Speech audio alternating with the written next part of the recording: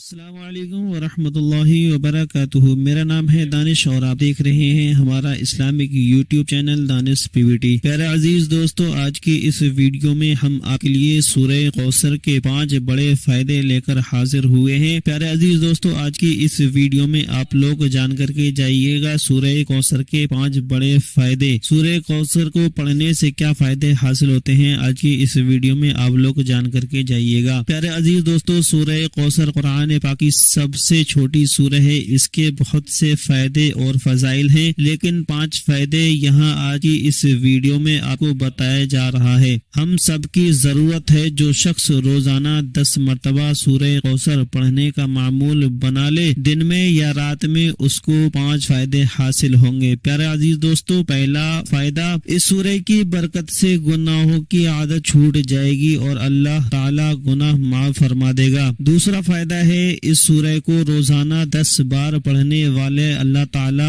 حضرت محمد صلی اللہ علیہ وسلم کے خواب میں زیارت نصیب فرمائیں گے۔ پیارے دوستو، یہ 2 فائدے ہو گئے۔ تیسرا فائدہ ہے، اس سورہ کی برکت سے اللہ تعالی تمام بیماریوں سے، تمام پریشانیوں سے، تمام حادثوں سے حفاظت فرمائے گا۔ یہ 3 فائدے ہو گئے۔ چوتھا فائدہ ہے، اس سورہ کی برکت سے اللہ تعالی آپ کے رزق میں بے پناہ برکت عطا فرمائے گا، اور جس کے گھر میں یہ سورہ پڑھی جائے گی اس گھر میں اللہ تعالی رزق کی تنگی ختم عطا فرما دے گا۔ یہ 4 فائدے ہو گئے۔ 5واں فائدہ ہے، اس سورہ کی برکت سے پڑھنے والے اللہ تعالی کے تمام حاجتیں پوری عطا فرما دے گا۔ پیارے عزیز دوستوں کو اس کے 5 فائدے، یہ 5 فائدے بڑے فائدے ہو گئے۔ آپ کو میں اس کا طریقہ بتا دے رہا ہوں، آپ کو کیسے پڑھنا ہے۔ پیارے عزیز دوستوں، ہر مشکل جائز مقصد کو پورا کرنے کے لیے سورہ کوثر قرآن پاک کی بہت چھوٹی سی سورہ ہے۔ یہ سورہ 30ویں پارے میں سورہ ہے، اس کی 3 آیتیں ہیں اور اس کو پڑھنے کے بے شمار فائدے اور برکت حاصل ہوتے ہیں۔ سورہ کوثر پڑھنے سے اللہ تعالی ہر مشکل، ہر تنگی سے نکلنے کا راستہ بنا دیتا ہے۔ اگر آپ کسی حاجت کو پورا کرنے کے لیے سورہ کوثر کو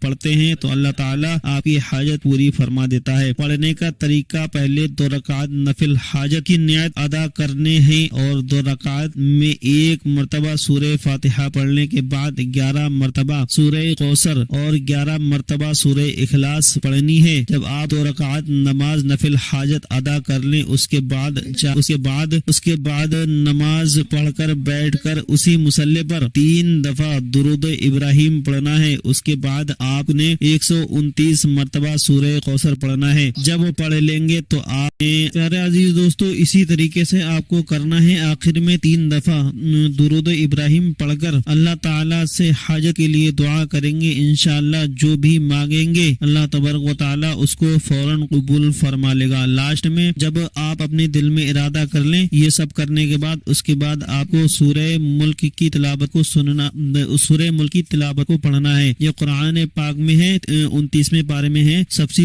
سے پہلی سورہ ہے۔ تبارک الذی بیدہ الملک، اس نام سے مانی جاتی ہے۔ آپ کو اس کی تلاوت کو کرنا ہے۔ اس کے بعد آپ دونوں ہاتھ اٹھائیں گے اور دعا کریں گے اللہ کی بارگاہ میں، جو بھی مانگیں گے، جو بھی آپ نے اپنے دل میں ارادہ کر کے رکھا ہوا ہے، انشاءاللہ تبارک و تعالی اللہ تعالی آپ کی دعا کو فوراً سے پہلے قبول فرما لے گا۔ آپ کو اسی طریقے سے پڑھنا ہے اور اسی طریقے سے اسٹیپ بائی۔ بسم اللہ الرحمن الرحیم، تبارک الذی بیدہ الملک وہو علی کل شیء قدیر، الذي خلق الموت والحياة ليبلوكم أيكم أحسن عملا وهو العزيز الغفور، الذي خلق 7 سماوات طباقا ما ترى في خلق الرحمن ما ترك في خلق الرحمن من التفاوت فارجع البصر هل ترى من فطور ثم ارجع البصر كرتين ينقلب إليك البصر خاشعا وهو حسير، ولقد زينا السماء الدنيا بمصابيح وجعلناها رجوما للشياطين وأعتدنا لهم عذاب السعير، وللذين كفروا بربهم عذاب جهنم وبئس المصير، إذا ألقوا فيها سمعوا لها شهيقا وهي تفور، إذا ألقوا فيها سمعوا لها شيق وهي تفور تقاد تميز من الغيظ كلما ألقيها فيها فوج سألهم خزنتها ألم يأتكم نذير قالوا ولا قد جعلنا نذير فكذبنا قلنا ما نزل الله من شيء إن أنتم إلا في ضلال كبير وقالوا لو كنا نسمع أو نعقل ما كنا في أصحاب السعير فاعترفوا بذنبهم فسوقا لأصحاب السعير إن الذين يخشون ربهم بالغيب لهم مغفرة وأجر كريم وأسروا قولكم واجهروا به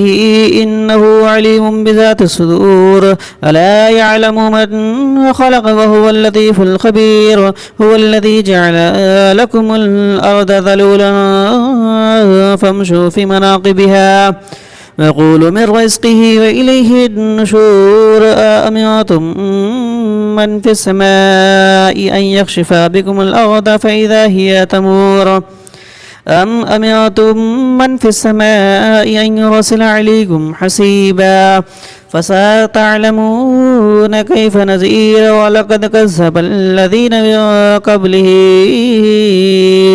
فكيف كان نكير ولم يروا إلى الطير فوقهم سافات ويقبضن ما يمسكهن إلى الرحمن إنه بكل شيء بصير أمن هذا الذي هو جود لكم ينصركم من دون الرحمن إن الكافرون إلا في غرور أمن هذا الذي يرزقكم إن أمسك رزقه واللجوا في عتب ونفور أفمن يمشي مقفا على وجهه أهدى أفمن يمشي سبيا على صراط مستقيم قل هو الذي أنشأكم وجعل لكم السمع والأبصار والأفئدة قليلا ما تشكرون قل هو الذي ذرأكم وإليه تحشرون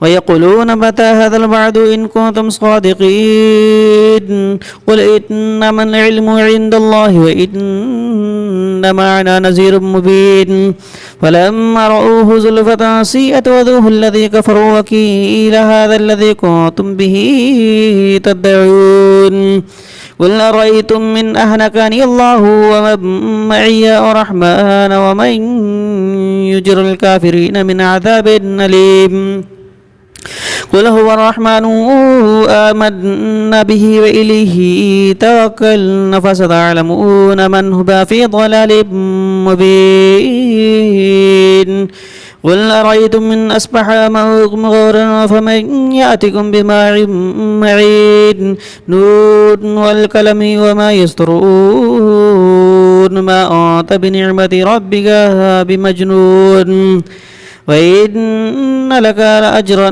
غير ممنون وإنك لعلى خلق عظيم.